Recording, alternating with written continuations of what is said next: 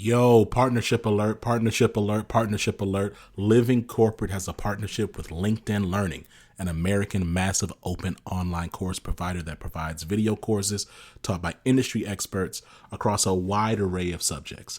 Now, the partnership is because Living Corporate has courses on LinkedIn Learning focused on diversity, equity, inclusion for leaders, career professionals, and anyone really looking to upskill themselves and be better allies. So make sure you check out our courses on LinkedIn Learning by clicking the link in the show notes. And let's just say you don't want to do that. When you go to LinkedIn Learning on LinkedIn, search Living Corporate. We'll be right there. All right? Peace.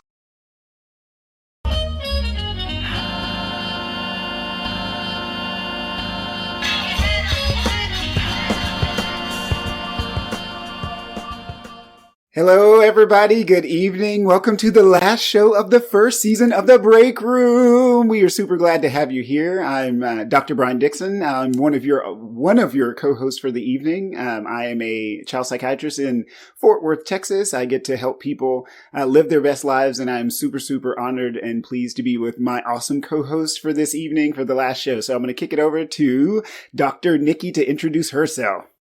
Hello, everyone. For the last time for this season, I am Dr. Nikki Coleman, a licensed psychologist in Houston, Texas. Actually, newly licensed in multiple states across the country through the PsyPact agreement. So I'm a licensed psychologist, and I see women and couples who are having issues in relationships as well as their sexual wellness. And I also am a DEI consultant and trainer. Congratulations. Yay, that's awesome. Yep, and we'll kick it over to Dr. Jide. Okay, hey everybody. It's been a while, but it's me, Dr. Olajide Bamishigbin. I'm an assistant professor of psychology at California State University, Long Beach. I'm a health psychologist, and I'm a father to 2 young boys and a husband. Really excited to be here. Yeah, so kicking it over to Dr. LaWanda. Hey y'all, hey! I'm Dr. LaWanda Hill. I'm a licensed psychologist, and consultant. And I'm excited to be here and excited to really just recap our first season and leave y'all with some amazing tips to pursue Black mental health awareness in the workplace. Excellent. And yeah, so y'all, we have a great show planned for y'all. As always, we like to start the first half of the show off with the tea. So we're going to go there first. Then we'll go into our kind of top 10 tips. Say that 3 times fast. Top 10 tips. And then we're going to go over to the last nerve. And y'all, we got a good one tonight because some people don't listen and can't. Oh, Lord Jesus. We'll get there. And then we'll close out that show. And we want to make sure to have answer any of your questions. So by all means, put them in the chat if you have questions throughout the show, or you can email us at thebreakroom@living-corporate.com because we got a real email, y'all. So by all means, let us know. That will also help us for planning for next season. So before we even get down there, let's talk about the tea for today. So the Olympics are coming up in Tokyo. Most folks are keeping their ass at home because, there's a virus and COVID everywhere, but I digress. There is a company called Soul Cap that's out of the UK, and they make swimming caps for basically Black people and Black hair. And so the idea is that Black hair is very can be stripped of its wellness and its health because of all the chlorine. And so they applied to be used in the Olympics, and the Olympic Committee said, don't nobody need a cap that big. And so they denied that. So I want to bring that to the break room host tonight to get y'all's impressions on a kind of anti-Blackness throughout the Olympics and throughout the world. So who want to take it first? My initial reaction is that I'm not shocked. Like, people just really don't understand our experiences with our hair, with our being. So I haven't really gathered all of my thoughts to say, to give this really analytical, scholastic opinion of it. But I'm not shocked. Like, people still have a hard time. It's only in the state of California that it is legalized, that it's in law that you can't discriminate against people for their hair, like that you can actually wear hair ties and different things to work. And that's just one of 50 states. So I'm not shocked that the Olympics is further behind than the actual U.S. as it relates to Black folks and their hair and like the nuances of it. So I'm not shocked. Can I just add, these are the same Olympics that said that, you're not allowed to take a knee or wear any BLM type of gear. So once again, like, it's on brand.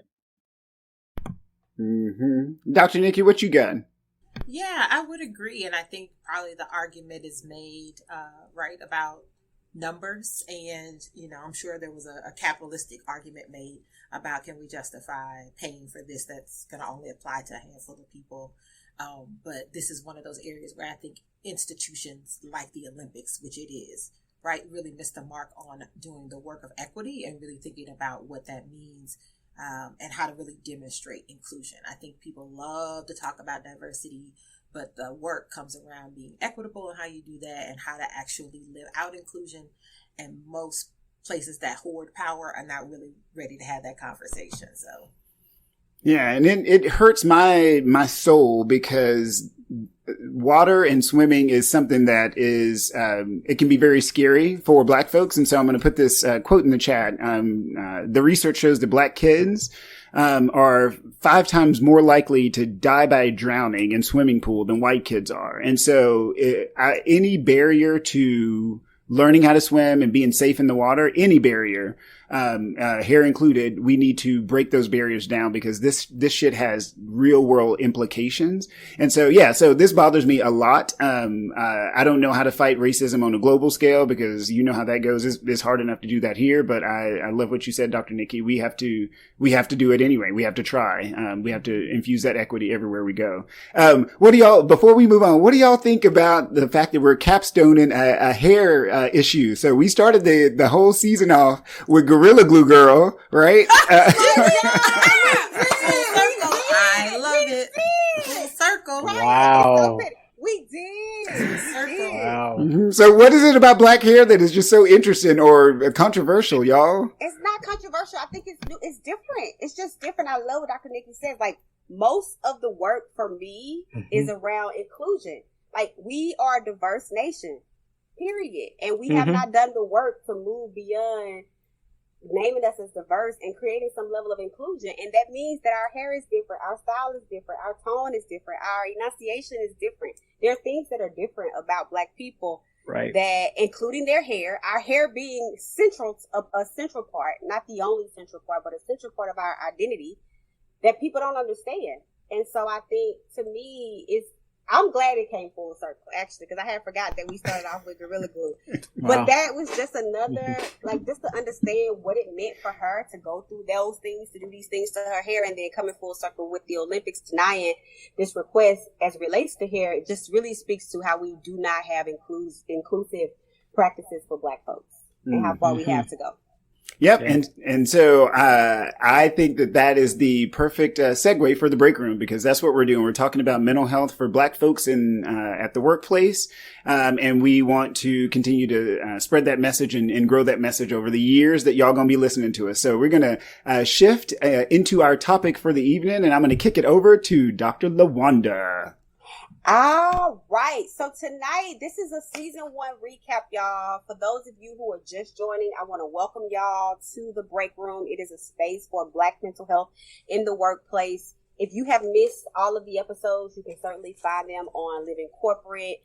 You can find them on Crowdcast. I hope you're following Living Corporate on LinkedIn and all our social media outlets to be able to really get some nuanced understanding of what it means to be Black in the workplace.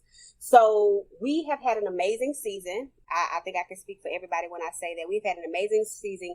And I feel like I have grown so much as a person, as a clinician, as a practitioner, just from being around, as Forbes put it, if y'all didn't catch it, we were featured in Forbes, 4 Black doctors talking about mental health in the workplace. So I have definitely benefited and grown so much from the expertise of everybody here, whether it be as a DEI practitioner and just having a robust understanding of Blackness and anti-Blackness from Dr. Nikki, from Dr. Brian, which has just having a very strong medical perspective of how this stress really takes a toll on us biologically.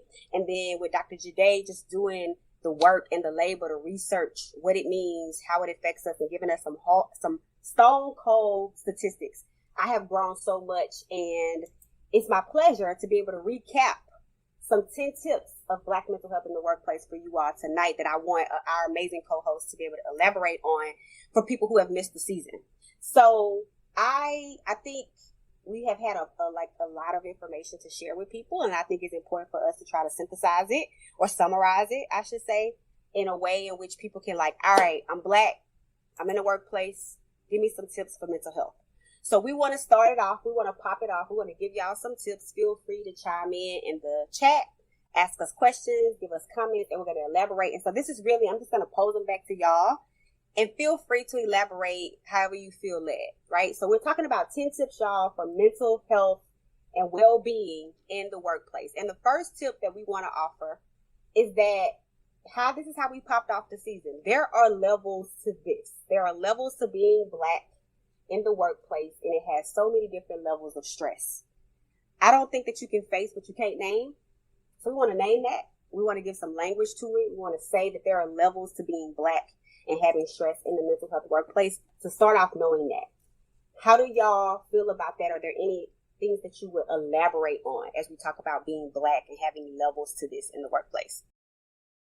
Yep, I'll jump in first. So, I've been in white circles my whole entire life, my whole entire career. And so I didn't understand my Blackness, until I came to the break room. Honestly, I didn't understand how toxic the architecture of whiteness is. And so, and how pervasive it is. Like, it's everywhere. And so it's really important to recognize who you are and where you stop and where that toxicity is and where it stops and what it does to you. And so, yeah, I'm very appreciative. And now I talk about it all the time with all my friends, including the white ones. Let's see. I think it's important to elaborate on that, because one of the things I found as a clinician is that we can get caught up in our academic language. I want to convey it in layman's terms in ways in which people can understand it. So, Dr. Brown, when you say the architect of whiteness, I haven't ever heard of that. Break that down. So it's that framework. So for all of you listeners, all of the psychologists and myself on the in the break room, we know the term is schema, right? SCHEMA is kind of the framework that you see the world. The same is true with whiteness. Like, I'd never heard it put in that way, but we live in a white world, and as Black people, we have to maneuver through that white world. And that white world is not very differential to Black folks. And so if you're not careful, it will literally suck your spirit. It will suck your energy. It'll suck your enthusiasm. And unfortunately, quite a few white folks don't recognize that it's doing that, right? And so we walk around tired and pissed off all the time, and they don't see it. And then when you try to tell them, then they get mad, right? So, and I learned that as kind of maturing through this process. And so I'm really stoked about our first season. Fresh take, hot take. I also think about sort of intersectionality, and that when we show up as Black at work, we're also Black and queer, Black and a woman, Black and trans, Black and first generation in our family. We're all these sort of multiple layers intersecting, and that one of the things I think that is particularly toxic about whiteness, and I will say white supremacist culture, is it really wants you to be flat. It really wants to put you in a box and sort of make you digestible. And so part of what I think we bump up against as Black folks in the world of work, that creates a sense of exhaustion, that creates the experience of having to manage microaggressions, that makes us really have to think strategically about navigating the world of work, is that we're trying to show up as our full selves, knowing that we can't. And I think that's kind of what we mean by is levels to this, right? Like, there are some spaces in which, like, that intersecting parts of our identity, I haven't seen a workplace yet. Mm-hmm. And I'll be bold that has fostered inclusion around all the levels of our identities. Mm-hmm. I have not seen one yet. I feel like there has been spaces that has fostered inclusion around some aspects of our identity, maybe our queerness, but not our Blackness. You know, maybe our level of, like, we're differentially able, but not necessarily our queerness or our gender. And so there are different organizations with different levels of awareness around what it means to have all these complex identities that I think are beautiful. I don't think that complexity is negative. I think that complex is amazing, and it speaks to the diversity of this country. And so when we say there's levels to it, your organization has different levels in terms of its awareness and in terms of its intentionality, by which is deviating from that architecture of whiteness, deviating from the norms of whiteness, and really understanding that we're not flat, that there's a level of complexity across our identity. And that level of awareness really speaks to the different levels of stress you're going to experience. Because God forbid you have multiple identities that are marginalized. God forbid you Black and queer and trans. You know, the level of the lack of awareness of those particular organizations to be able to be thoughtful about what it means to have your nuanced experience contributes to the level of stress. So I hope people are listening who are here and who will listen in the future will understand that those complexities, which leads us to our second point, is a systems issue. It's not your issue. It's not a reflection that you are complicated or that you are problematic. The systems that you are existing in have not caught up to you. They have not evolved to be able to be inclusive of you, to be able to facilitate an environment that is conducive to your mental health and well-being. So the second tip that we want to offer is to be mindful that the systems that you are operating in, they are challenging for you and that they sometimes can facilitate exclusion. They don't always facilitate inclusion. They don't always make you feel welcome. And if you're not careful, you will what we call internalize it, meaning you start thinking it's something about me. It's something that I'm doing. It's something that I need to shift. It's something that I need to pivot. And it doesn't belong to you. So the second tip is acknowledge that you are navigating in a system that has multiple levels of complexity and challenges that do not belong to you. It's the system's job to figure that out. I actually think about it a little bit differently. I think the systems are designed to make you feel excluded. I think they are designed to make you feel dehumanized. I think they are designed to make you feel less than. So I think these systems are functioning with exact intentionality. I think our responsibility is to recognize that we have agency to opt out of systems.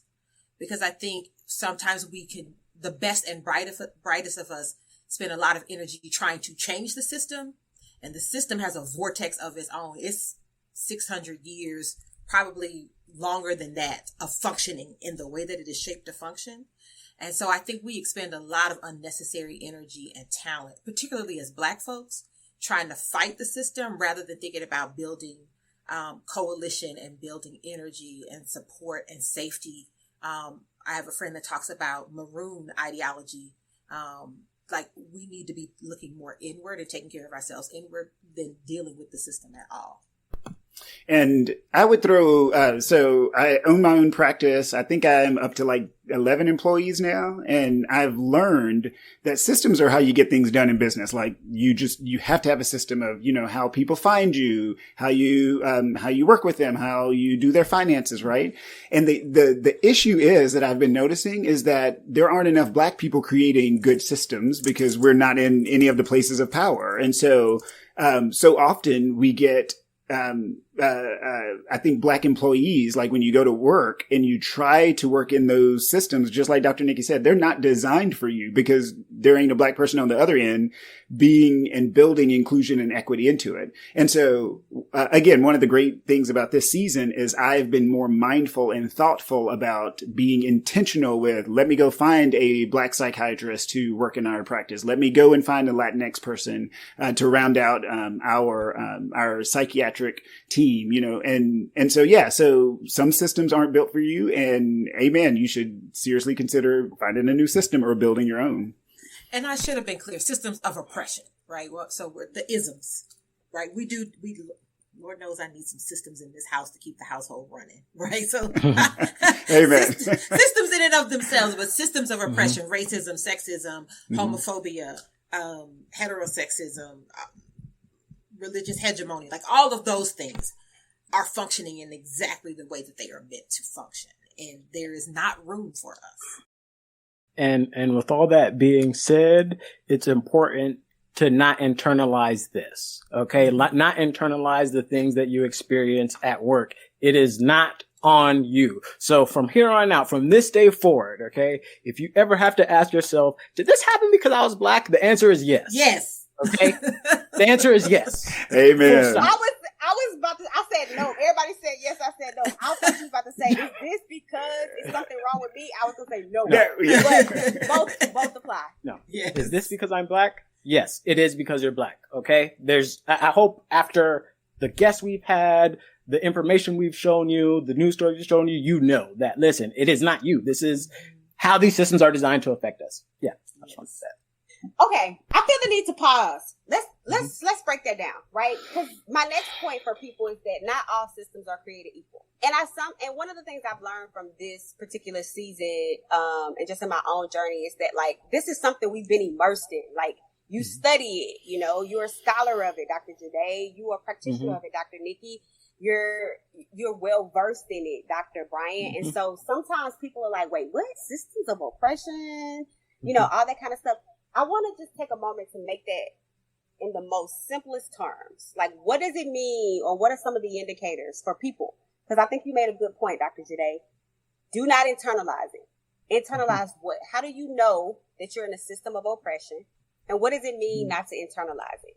I want people to be able to walk away from this season understanding what it means to be in a system of oppression and what it means to not internalize it. Yeah, that's a hard one. I mean, the minute you're born, you're born. Yeah. You're born into systems. Your existence is in the context of a system. And those systems meaning unspoken, unwritten, but very tangible ways of what is acceptable, appropriate, normal, healthy, well, and what is not. And the powers that be get to define all of those things. And anything that doesn't fit in those categories then therefore becomes otherized, the other. And very often in our human systems, our humanness, what we do is then say the other is bad. The particular challenge that I think that we have here in the United States is sort of our toxic and rampant capitalism in connection with all of these other systems. So what we really do is add a monetary value to all of those things. And we create lots of roadblocks for folks to be able to have access to all the things they need, resources that they need to live healthy, full, and equitable lives. And that goes from not having access to food because you live in a food desert, because you live in an impoverished area, to not having access to clean water, to being in a flood zone and not being able to move out of it, to getting lesser education, to being able to jump over all that hurdles and be the CEO of a company and still be seen as, oh, that black chick, or being asked, should you be here? This is a executive bathroom. Why are you here? How'd you get in here? All of those are the systems. And when I think about how do you recognize it, the feeling, to me, the first word that popped into my head while Dr. Nikki was talking is fairness. So if you ever have to ask yourself, was that fair? Then you're probably in an oppressive system. So if you're going to work and something happens and you're like, man, that doesn't feel really fair, then there's a problem. So that's the first thing that jumped out to me. And building on what Dr. Nikki said, like we're born into these systems, right? So just know this: if you're poor, just know you're in a system of oppression. Just by virtue of you being poor, right? You're in a system of oppression. By the fact that we know what black is, that we're a system of oppression, right? Because black is a sort of a construct, right? By being gay and the history behind being gay and being trans and the abuses, right? Just knowing your history is how you know you're in a system of oppression, So, I like it. I like the practical questions of like, is it fair? Picking up on like, oh, why are you here? That kind of made me feel some type of way. Like, am I aware that I'm being poor? And I would even offer, if you ask yourself, like, sometimes like, well, what about me? A lot of times these environments and these systems are centered around normalizing what it means to be a white person, specifically a white male, then secondary a white female, then a white straight female. And then a cisgender female and a cisgender male. And so sometimes our things down to our hair, right? We actually need a cap for our hair because it's going to have a different impact. So when you start thinking like, well, what about me? I need a cap. Going back to Dr. Bryan's initial what about the way my hair is made? That may be an indicator that you're in a system of oppression because it hasn't considered you or your uniqueness or your humanity. And it's a deviation from what the norm is. So that's the third tip I want to offer, that we want to offer, is that not all work environments are created equal in terms of their level of inclusion, their level of diversity, their level of toxicity. And I think it's important to know that as you're moving through it. All right, here's the big one. This might take a little bit of time. Another tip: all allies are not created equal. we have to know that when we're moving through these environments, for everything that we said, not all allies are created equal. And I think that word is a very loaded term. So let's unpack that a little bit. When we say that not all allies are created equal, what comes up for y'all? The very first thing, I had to jump in on this one, and I can't remember if it was Dr. GA or Dr. Nikki, but an ally cannot call themselves an ally. Like, they're not going to be like, hey, I'm the ally, right? And for whatever reason... Oh, was that you? You don't get to name yourself. Yeah, I was like, I never thought about that. So yeah, I learned that, and I thank all of y'all for that, because that was kind of mind blowing for me. I think it's the realization that everybody's not going to do everything, right? Like, going back to our previous episode, the standard for ally, if you ask me, is John Brown, right? Like, who led a revolt to free enslaved Africans and was killed by white people, right? Like, that's the model for a white ally, right? Like, you put your life on the line, right? I understand everybody's not going to do that. Some people got kids, some people, I don't want to die myself, right? We're all different. I was like, I don't know if that's what people gonna subscribe to. No, I know, but that is an ally, right? But there are other ones who speak up for you, right? That's an ally, right? That's a good one versus ones who will do different things, and maybe lesser, right? It's a spectrum. It's a spectrum. One of our guests says they don't believe in allies anymore. Struggling why? Say more. What's the struggle? Because it sounds like something similar what's happening in the content. I'm just either you is or you ain't. It's no level to it. And I think I know we were like, Jide was like, I don't want to die myself. I don't. Hey, Yeah.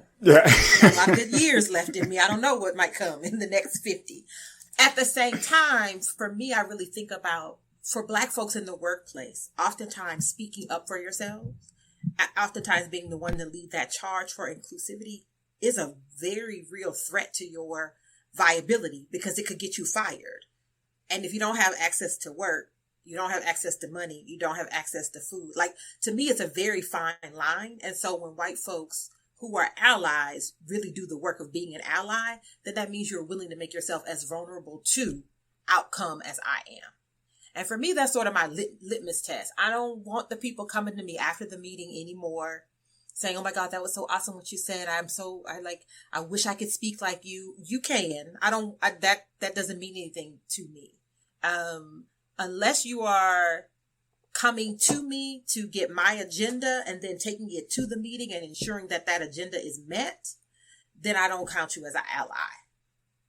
You could be sympathetic to my experience, but I don't think that means you're an ally. For me, the allyship means ship. It's a relationship, and that means effort. That means energy. That means behavior.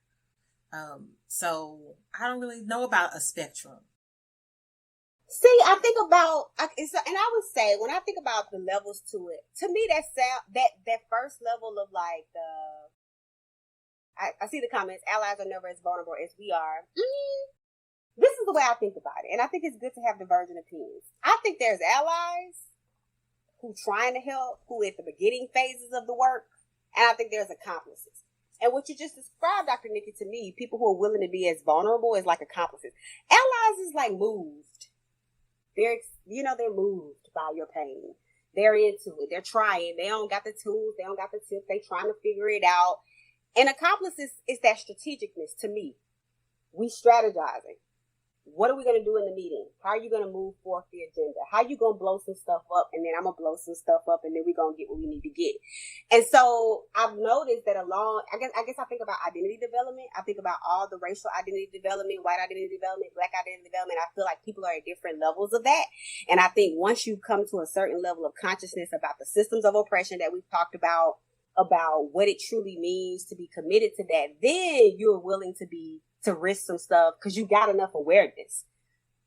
I consider allies a little different from people who are just nonchalant and they don't care. They just going about their life and they living and they don't get it. And they're the ones who like, oh my God, I'm so excited that you spoke up in the meeting.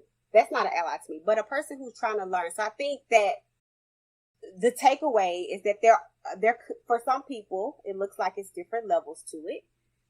You are not a self-defined ally. right? You We can agree on that. We can all agree on that. It has to We be can 100% agree on that. through behavior, through some level of behavior. And that behavior most often involves some type of risk, can we say, right? Some type of risk 100%. To be considered an ally or an accomplice. I also think, though, you got to have some credentials. Like if I say this person is an ally, but they don't stand up for Dr. Brian or G-Day, but they cut for me. Maybe it's just because they like me. Maybe because I remind them of somebody. You got to have street cred. The talk behind your back need to be the same as what I see. Yeah. So that's real. While you were talking, Dr. LaWanda, it hit me. I think I put things kind of on a spectrum because that's how I see that trans-theoretical model of change, which is this fancy theory that says that there's, I think, 5 different parts of behavior change. There's like pre-contemplation where you're not even thinking about it. Contemplation where you're like, maybe I should do something. Action where you actually do it. Maintenance where you continue that action. One.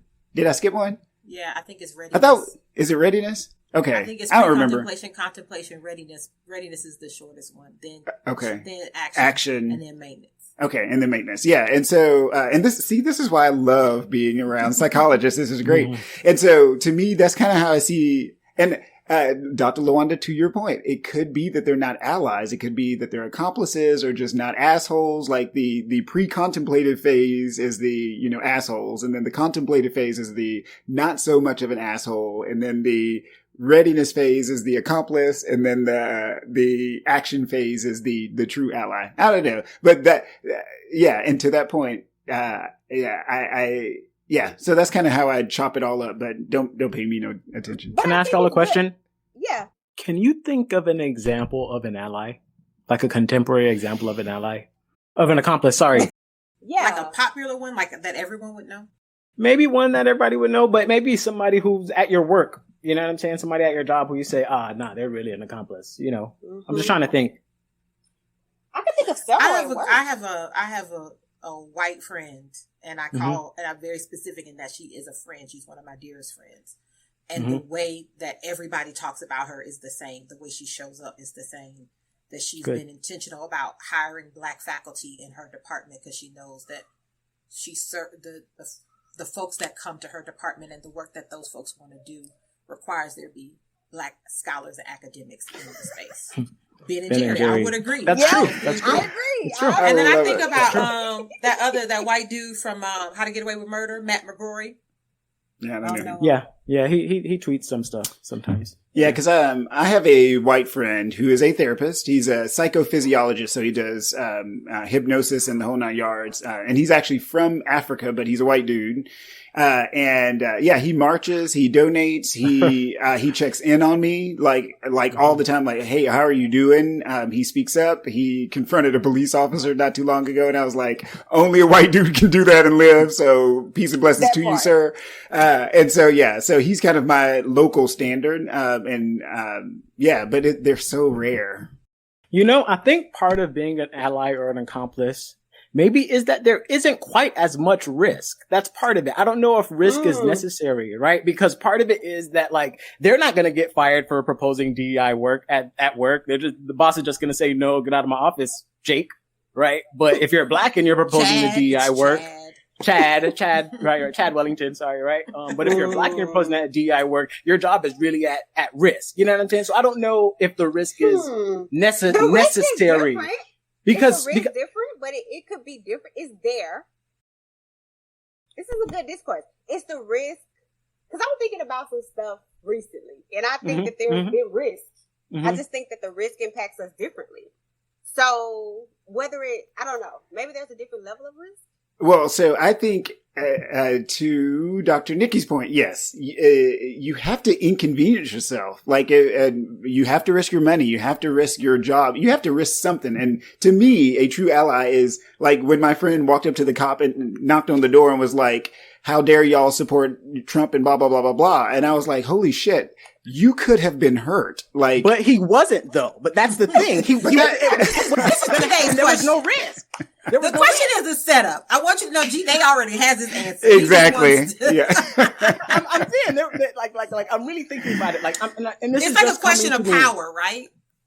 There was no risk to him. Like, Yeah. you were going to get shot if you knocked on that cop's door, but he was never going to get shot if you knocked on the cop's door. Never. We define the risk then. Yeah. What would be risky for us is not risky for non-black folks. It's not risky. Oh, I see what you mean. Okay. You're not going to lose your job. You know, they're just going to say, okay, whatever, move you on, right? I don't know. I think so. So if I can be gracious, I think that with that, and so I think about it in terms of my experience as being an ally to LGBTQ plus community. And the risk that comes along with that is more of a social risk, right? Like being in spaces where I tried to, like actually check homophobia, check heterosexism, then I'm the one that's sort of ostracized or put aside or made fun of for that, right? So I think there can be a social risk, right? Yeah. And I know that some white folks actually lose connection with their family as a result of their political beliefs and their ways of trying to be corrective in the world. But I do think the level of tangible risk is always different for folks of color because that is the system. The system is designed to always lean into power, and we are the group with less power. So we're closer to losing more. I like it. This conversation really speaks to what the season has been, right? Like it is a very nuanced, complex, conversation about these different things that happen in the workplace. Here's why it feels like sometimes isolating and that people don't get it, because it is such a very rich, and you have to take a deep dive in what we call do the work to really understand what we're talking about in the workplace. And that's why I think it's very important for us to be able to recap these things and show that it's not just like a shoot it off your tongue and it's like you've internalized it. You really have to really think about these things in a complex way, and it costs some level of emotional energy. So far we've talked about a few tips. We got kind of caught up in not all allies are created the same, and we have different opinions about what that means. But the next one that I want to say is that I want us to all get in the habit of affirming our vulnerabilities, right? And that we all are impacted differently by environments that we're in. And I use the metaphor as a person who has sinus disease and has allergies. I can go sit outside for 30 minutes and I can automatically feel aches in my body. I can feel fatigue. I can feel tired, and I'm not going to be able to enjoy being outside because I have a different level of vulnerability to that environment. Likewise, as it relates to mental health, we're more readily willing to admit that when it comes to our physical ailments than we are to our mental and emotional health. So when we go in these different environments and we think about the systems of oppression, we think about the toxicity, we think about how there's different levels of oppression, we're going to have different reactions to that. It's going to impact us in different ways. Some of it can feel like things that we can withstand, and some of it is things that we absolutely cannot withstand.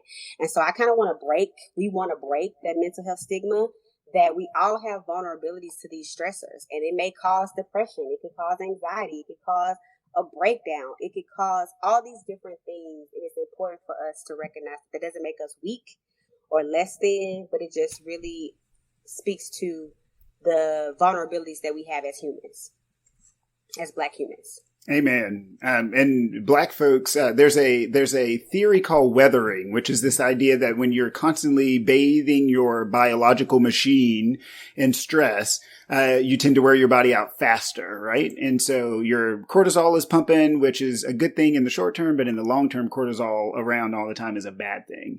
And so, and depending on what your genetic makeup is, some folks are really, kind of genetically resilient. Other folks are not. And it's not anything that you did.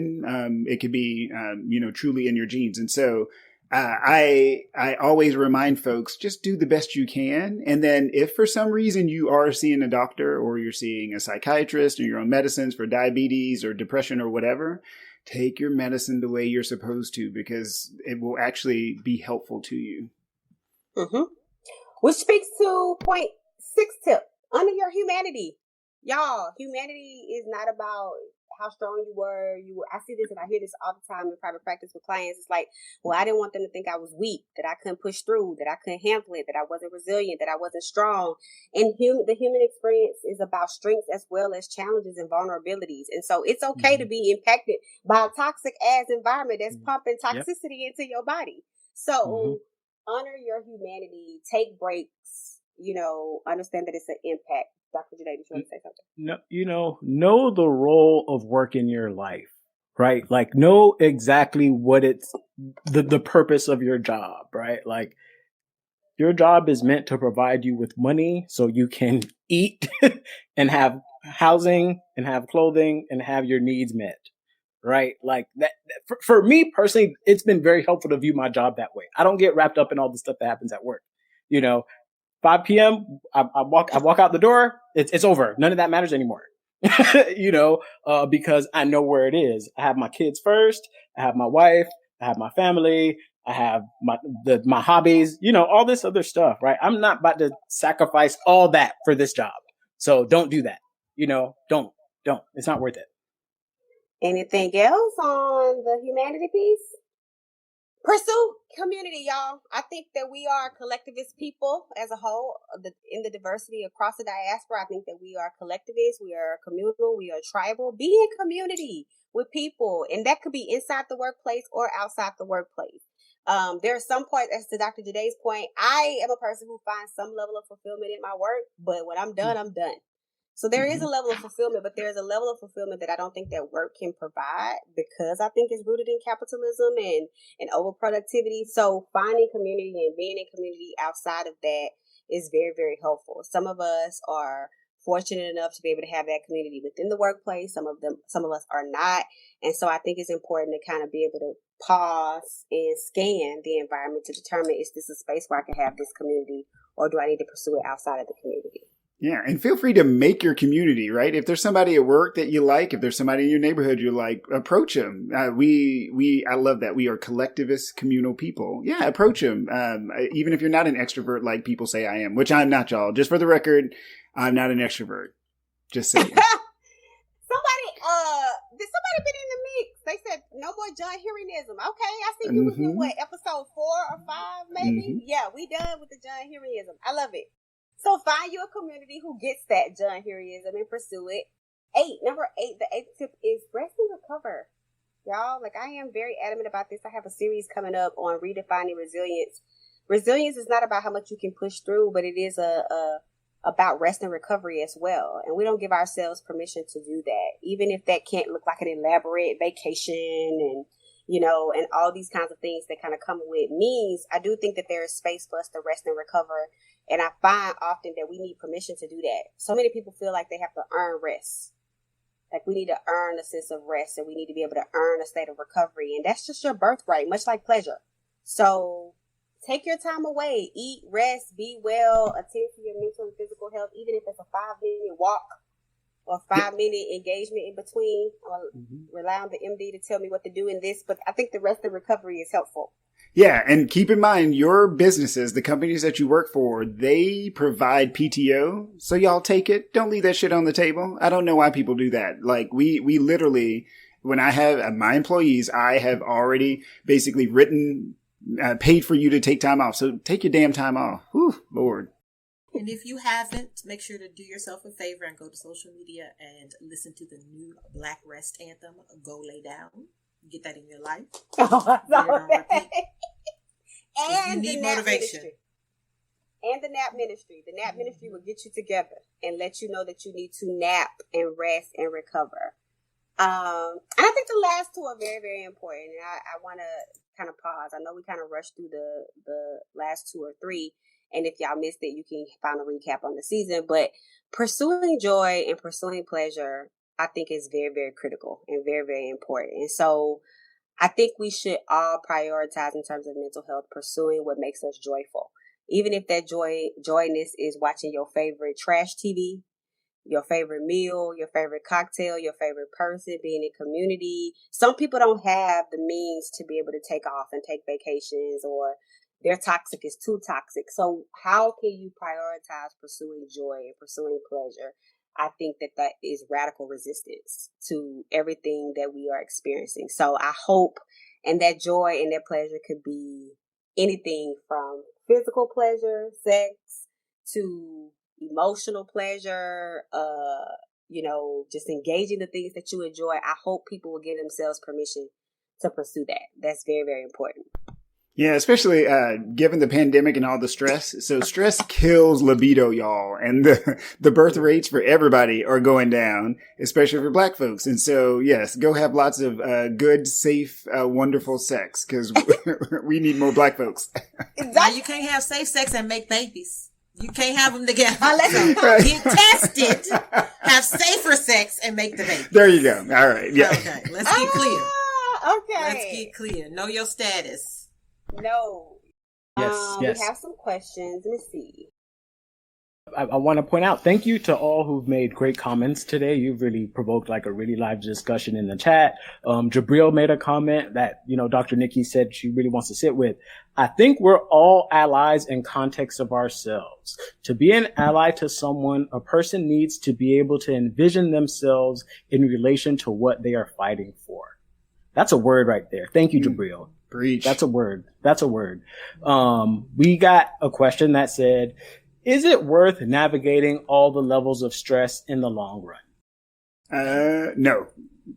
Yeah, I would say do what you're good at. Don't do what you're not good at. You've heard me say that a billion times in this podcast. And so, yeah, there's certain shit where I'm like, I will not stand for that. And I will speak up and it's in my wheelhouse and I'll go for it. And then, yeah, there's other nonsense where I'm like, I don't have time for this. So I don't deal with it. So I say, pick your battle. So let me add to that. I think that, it takes intention to live a life of reflection. And that means that, let me say it this way. We were talking about systems earlier. I think one of the important functions of systems of oppression are to disconnect you from your body. This is why we talk about rest being so important. This is why we talk about pursuing radical joy as being important. Joy as resistance, and recognizing and remember pleasure is your birthright.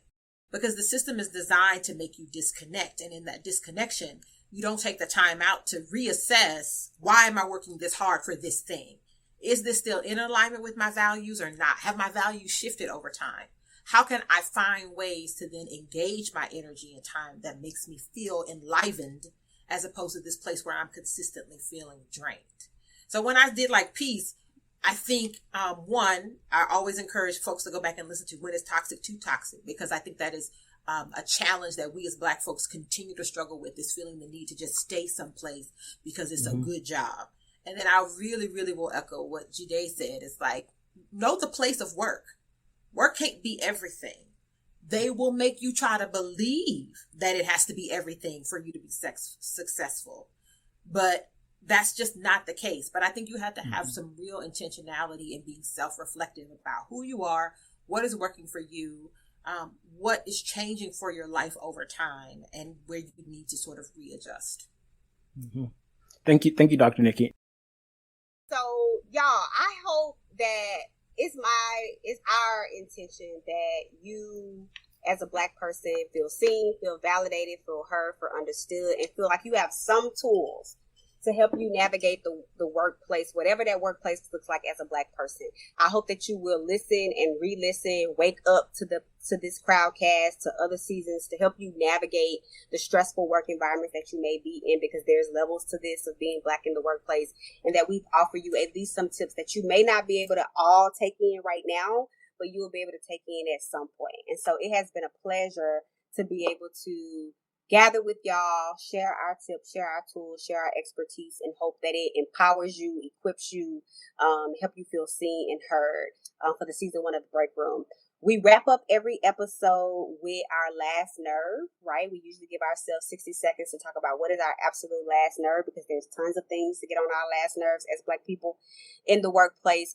And I'm going to take it away tonight. I think I'm going to take it away. I'm going to give it 60 seconds because I'm all about reclaiming my joy. I'm not giving it more than 60 seconds. So I'm going to give my last nerve of what is on my last nerve for 60 seconds tonight, and then we'll close out. So Brian, give me a timer. All right. I want more for us. So recently, Dr. Bill Cosby was released from prison. Okay. And he was released not because he was found innocent, or that the jury was like, oh, damn, he's innocent of his self-proclaimed or he self-admitted crimes of serially raping people. Okay? He was not found innocent of that. There was procedural technicalities that led to the Supreme Court overturning his case. And so he's out. And he's not innocent. And what I want for Black folks is that there's a lot of Black people, many of which I saw, send me memes. And like cartoon memes. Y'all like excited and rejoicing that he was out. And I want y'all to know, and I want better for you, that there is a difference between a character in which you have idealized, i.e. Cliff Huxtable, and the real person who is a rapist, Dr. Bill Cosby. And when we are unable to separate those people and we latch ourselves onto this character and we just dismiss all the evidence, much of the evidence he admitted to, we continue to idealize these people that are unhealthy to the community. And it creates division. So it's not a last nerve, because I'm trying to be a better human these days. It is, I want better for us. And I want us to be able to understand that consent is consent. And the man is guilty. I don't care if he's out. I don't care if it was technicality. I don't care how much you loved him. I don't care how much he was your father figure, because J. Cole said he was a father figure to him. But it still was a character. And who he is as a person is a rapist. And that's that on that.